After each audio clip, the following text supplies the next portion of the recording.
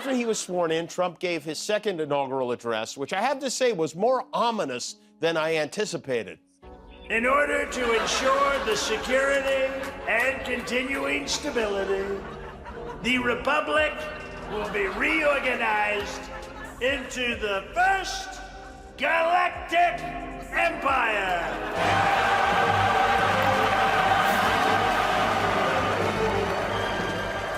So this is how liberty dies. With thunderous applause. Joe Rogan isn't exactly the king of subtlety, and that's exactly why people love him. Stick a microphone in front of him, and you're in for a wild ride. Brutal honesty, unfiltered opinions, and a dash of controversy thrown in for good measure. His podcast, The Joe Rogan Experience, has become a go-to for long, thought-provoking conversations, heated debates, and moments that go viral faster than you can say triggered. He's had a real problem with Elon from the beginning of this thing, but it's like he's in this leftist thought bubble. He is in the most leftist thought bubble available, which is Hollywood. You know, he famously, there's some videos of him in blackface, and those came out, and he had apologized for them, and I think he took that hit and like really doubled down in the other direction. It's the kind of space where there are no filters and nothing is off limits. But of course, with that kind of freedom comes its fair share of critics, especially when Rogan dives into politically charged or culturally sensitive waters. But before we get into all that drama, do us a favor. Hit that like button and subscribe so you don't miss out on the latest Hollywood buzz. Trust us, you're going to want to stick around for this. Enter Jimmy Kimmel, the cool, camera-ready host of Jimmy Kimmel Live on ABC. Kimmel built his career on classic late-night formula, scripted monologues, celebrity interviews, and plenty of topical humor. But then, in 2017, when Donald Trump took office, Kimmel kicked his comedic style into overdrive. It was not an uplifting or even well-written speech. Trump said the golden age of America begins right now. Twice, he bragged about a landslide victory. That was in no way a landslide victory. Did he say America's dick line is over? Yeah, America's dick line is over. In fact, it's right over there. There it is. Later on, the dick line turns into a circle jerk, and that's when the fun starts to happen. His monologues got sharper, his political jabs more frequent, and he didn't hold back on expressing his views. For many, Kimmel became a voice of reason in turbulent times. But for others, he became just another example of Hollywood's liberal bias. These two comedic titans couldn't be more different. Rogan thrives in the raw, unscripted world of long-form conversations. Kimmel, on the other hand, is all about the polished, prepackaged late-night formula. Their approaches to comedy not only reflect their personalities, but also the audiences they cater to. It was only a matter of time before their worlds collided. And when they did, it was explosive. Carrie Underwood, you see President Trump waiting for Carrie Underwood to perform, and her performance will soon begin. As President Trump looks on next to the new Second Lady, Usha Vance, who is also waiting for Carrie Underwood to begin her performance of America.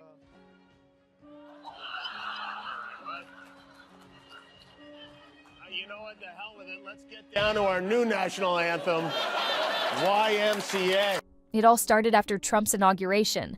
Rogan, as he often does, was riffing on current events during one of his podcast episodes. The topic shifted to late-night TV, and specifically, the barrage of anti-Trump commentary that seemed to dominate every monologue.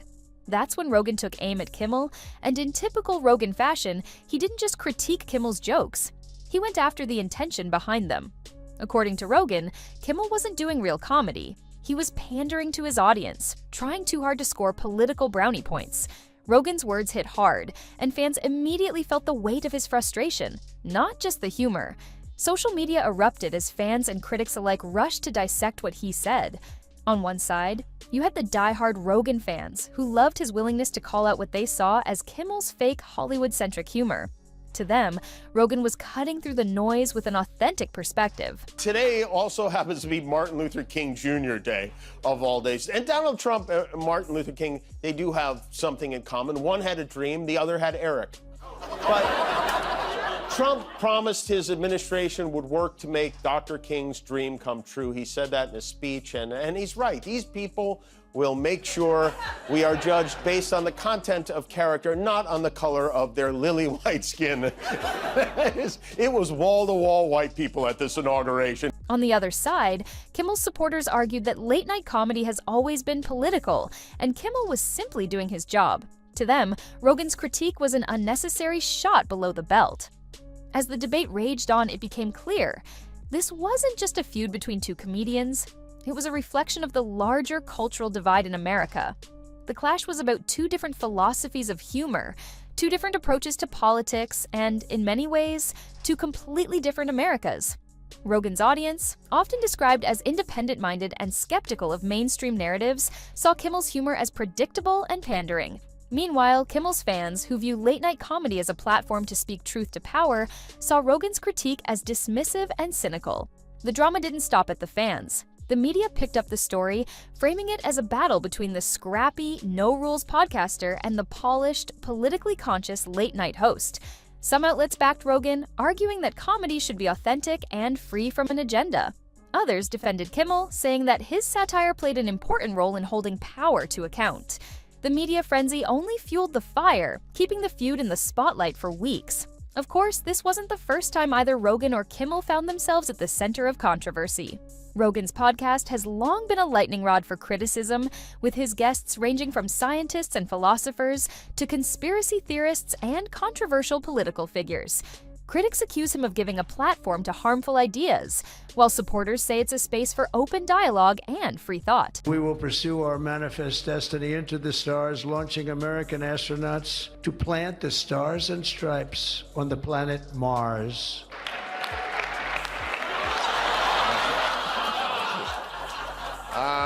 Elon needs a change of pants. Another rocket just exploded on launch. This Elon Musk, if this isn't a real-life comic book villain, I don't know who could ever possibly be that. Kimmel's also faced his fair share of backlash, especially for his older sketches from The Man Show, which some critics argue are offensive and out of touch with today's values. Kimmel has apologized for some of his past jokes, but for many, those old skits remain a sore point. These past controversies gave fans from both sides even more ammunition in the Rogan versus Kimmel battle.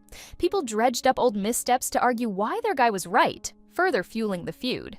And of course, rumors began to swirl. Was this just a clash of egos, a personal dispute, or was it simply two comedians with different worldviews rubbing each other the wrong way? The gossip added yet another layer of intrigue, with fans dissecting every word and moved for clues about what was really going on behind the scenes. At its heart, the feud raised a bigger question. What role should comedy play in today's politically charged times? Is it better to deliver sharp, pointed satire within the tight constraints of network TV, like Kimmel? Or is it more authentic to go off the cuff and unfiltered in a podcast, like Rogan? The answer depends on who you ask.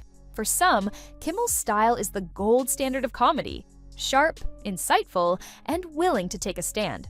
For others, Rogan's freewheeling approach is a refreshing break from the curated narratives of mainstream media. Biden pardoned a bunch of people who didn't commit crimes. Trump pardoned a bunch who did. Biden's pardonees included Dr. Fauci, General Milley, Liz Cheney, members of his family, and Diddy, which was a surprise. I guess Uncle Joe loves a freak-off. I don't know, but... The Rogan-Kimmel drama also highlights the shifting landscape of comedy.